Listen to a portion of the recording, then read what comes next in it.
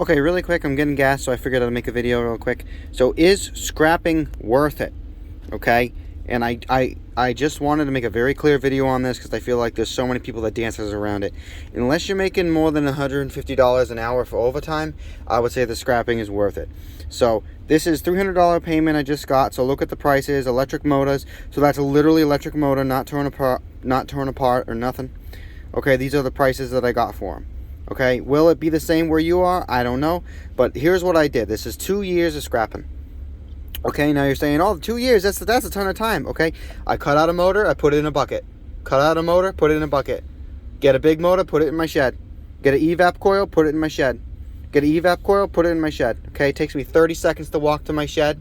Okay, and if I didn't do that, I would have to drive to a scrapyard and throw it away, or drive to a dumpster or the shop and throw it away anyway. So rather than waste that company time, I just drive home, put it in my shed. Then I had a job the other day. I got a 10 horsepower motor. It was huge. Put it in my truck.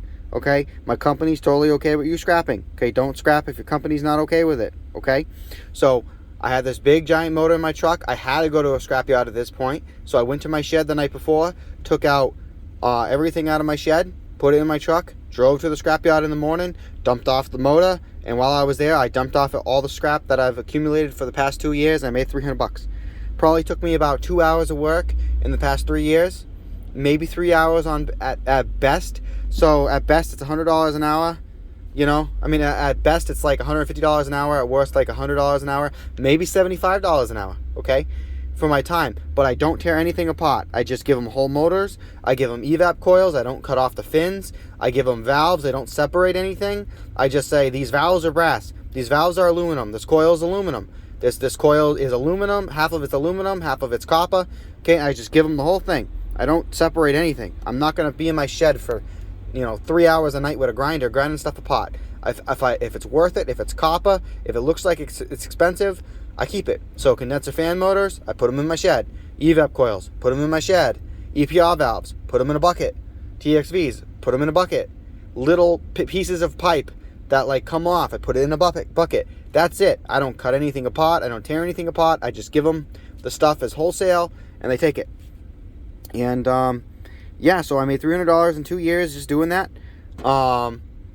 Yeah, and so what did I give them? I gave them about 5 aluminum evap coils, 1 copper evap coil, 1 large aluminum evap coil, and then I gave them 541 pounds of motors, which translates to about 20 condenser fan motors, and then 1 giant 10 horsepower motor.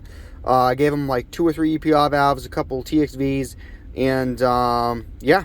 So that's how much you need. That's about what you need in order to make $300. So is it worth it? I would say, yeah, I think it's worth it. I'm happy about it. Saves the company time because I don't have to scrap or offload these things, basically for 2 years, and I get it all done in one day. And I make $300. So yeah, there's that. Is scrapping worth it? I would say sure. Go for it.